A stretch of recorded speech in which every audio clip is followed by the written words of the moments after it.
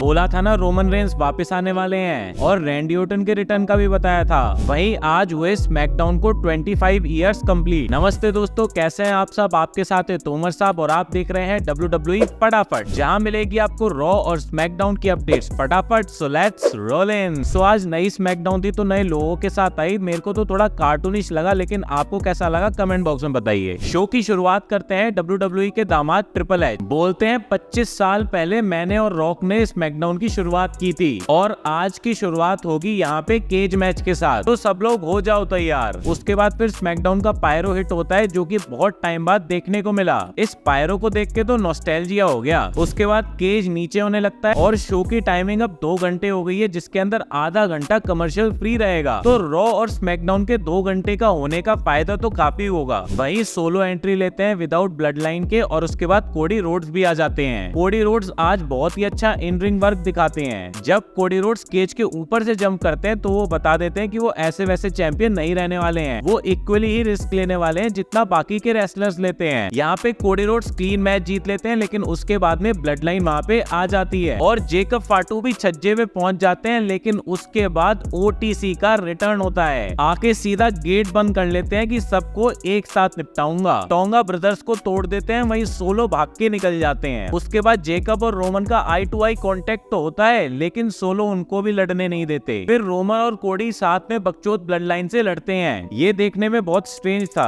वहीं रोमन को बाहर सोलो माला दिखा रहे होते हैं और अंदर कोडी रोड्स चैंपियनशिप, और रोमन रेंस सोच रहे होते हैं भाई मैं किसको पहले लूं। बाकी देखो, मैं दोस्तों ज्यादा लंबा वीडियो को खींच नहीं पाता हूं, लेकिन जब मैं बोलता हूं रोमन रेंस रिटर्न करेंगे तब वो करते हैं। सो मेरा इस चैनल के पीछे का पर्पस यही है कि हम स्टोरीज के बारे में बात करें, ना कि सिर्फ रोमन और ब्रॉक के रिटर्न के बारे में। जब भी इन बंदों का रिटर्न होने को होगा जरूर बात करेंगे, लेकिन उसके अलावा भी काफी कुछ WWE के अंदर है, काफी सारे रेसलर्स WWE के अंदर है जिनके बारे में हमें बात करनी चाहिए। और मेरा एम सिर्फ इंडियन यूट्यूबर्स में सबसे बेस्ट बनने का नहीं है। मेरा एम तो यह है कि मैं वर्ल्ड का बेस्ट रेसलिंग यूट्यूबर बनूं और फिर WWE रेसलर्स के साथ पॉडकास्ट कर पाऊं। अब इस जर्नी में आप मेरा साथ दोगे कि नहीं ये मुझे नहीं पता, लेकिन मैं कसर नहीं छोड़ने वाला हूं। वही माहौल को थोड़ा लाइट करते हैं, वापस स्मैकडाउन पे चलते हैं। वही निक एल्डस एक बहुत बड़ा मैच सेट करने के बारे में सोच रहे थे। सोलो सकोआ और Jacob Fatu versus Roman Reigns and Cody Rhodes. Solo Sikoa और जेकब फाटू ने तो चैलेंज को एक्सेप्ट कर लिया था, लेकिन कोडी रोड्स और रोमन रेंस से पूछना बाकी था। तभी वहां पे कोडी रोड्स आके बोलते हैं भाई मेरा ब्लड लाइन के साथ निपटारा हो गया है, अब बार बार मैं इनके साथ में मैच नहीं करना चाहता, मैं जा रहा हूँ। ये रोमन रेंस की दिक्कत है, रोमन रेंस खुद निपट लेगा। और वैसे ये सही बात भी है, कोडी रोड्स कुछ नया एक्सप्लोर नहीं कर पा रहे हैं। आंटू फाटू चैलेंजर्स के साथ में उनकी पूरी रेंज निकल जा रही है और बार बार जबरदस्ती उनको ब्लड लाइन की स्टोरी के साथ में जोड़ दिया जाता है। अरे भाई 2 साल से बंदा ब्लड लाइन से लड़ रहा है, एक और साल तुमने खींच दिया। नो डाउट आज हमें कोडी रोड्स की नई साइड दिखाई दी, लेकिन कोडी को ऐसी स्टोरी में डालना चाहिए जिसके अंदर चैंपियन के ऊपर फोकस हो, ना कि किसी फैमिली के ऊपर। वहीं जहाँ तक ब्लड लाइन की बात है तो भाई जिमी ऊसो का रिटर्न करवा लो, जे ऊसो को जोड़ लो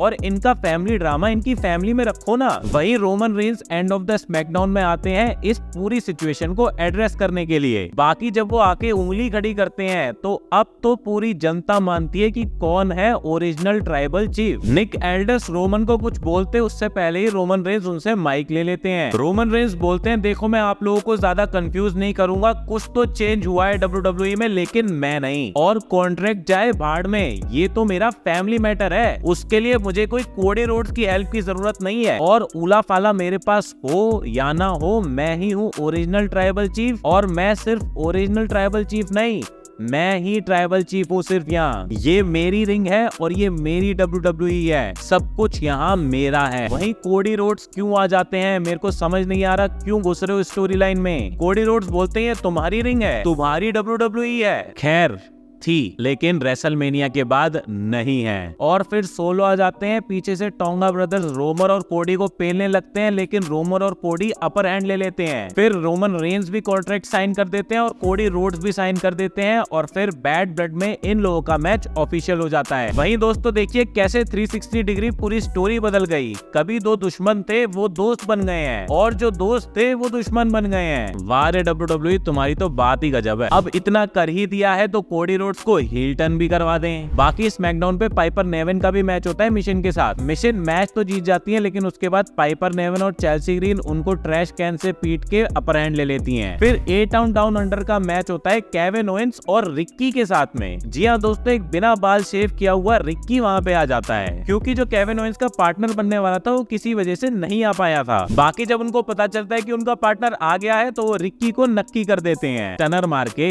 उसके बाद एंट्री होती है रैंडी ओटन की। रैंडी ओटन के स्मैकडाउन पे आने का मतलब ये है, जो मैं अनडिस्प्यूटेड चैंपियनशिप वाली स्टोरी कह रहा था वो पॉसिबल हो सकती है। वहीं मैच को तो केविन ओवेंस और रैंडी ओटन को ही जीतना था तो वो जीत गए, लेकिन केविन ओवेंस का डीडीटी और साथ में आरकेओ स्टनर पूरी वाइब बना देता है। वहीं नाया जैक्स रिंग में आके अपनी तारीफ कर रही होती है, उतनी देर में बेली वहाँ पे आके अपना रीमैच मांगती है। उसके बाद फिर वहाँ पे ट्रिफनी स्ट्रैटन भी आ जाती है। उसके बाद में वहाँ पे फिर नेओमी भी आ जाती है। मतलब एक एक करके क्यों आ रहे हो, साथ में आ जाओ। लेकिन इन लोगों की कहा सुनी में एक इंटरेस्टिंग मैच जरूर बन जाता है। नेक्स्ट वीक नाया जैक्स और ट्रिफनी का मैच होगा बेली और नेओमी के साथ में। जो भी नेओमी और बेली में से नाया जैक्स या ट्रिफनी को पिन करेगा उसको तो कंटेंडरशिप मैच मिल जाएगा। लेकिन अगर नाया जैक्स की टीम में से किसी ने किसी को पिन कर दिया तो फिर उस इंसान को स्मैकडाउन को ही छोड़ना पड़ेगा। देखिए, जहां तक मुझे लग रहा है तो इस मैच के अंदर कुछ ना कुछ इंटरेस्टिंग तो होने वाला है। अगर WWE वुमेन्स चैंपियनशिप को इंटरेस्टिंग बनाना है तो ट्रिफनी का कैश इन करवा देना चाहिए। उसके बाद इनका मैच बैड ब्लड में होना चाहिए। लेकिन जहां तक मुझे लगता है WWE सेफ खेलेगी और बेली वर्सेस नाया जैक्स का मैच बैड ब्लड में रखेगी। इस हिसाब से बेली नेक्स्ट वीक जीत जाएंगी। वहीं आज फाइनल मैच जो होता है वो दोनों लुक्खों के बीच में होता है, कार्मेलो हेज वर्सेस अंद्रादे। इन दोनों ने दो मैच जीत लिए थे तो ये इन दोनों का आखिरी मैच था। मैच को अंद्रादे जीत जाते हैं और वो अब एले नाइट के साथ में कम्पीट करते हैं हमें नजर आएंगे। एले नाइट अभी चैंपियन बने हैं तो फिर चैंपियनशिप अंद्रादे शायद ना जीत पाए। सो ये सब हुआ आज की स्मैकडाउन पे, जो कि थोड़ी छोटी थी लेकिन बहुत इफेक्टिव रही। अब आप लोगों से मुलाकात होगी नेक्स्ट रॉ की वीडियो पे, तब तक के लिए सायोनारा।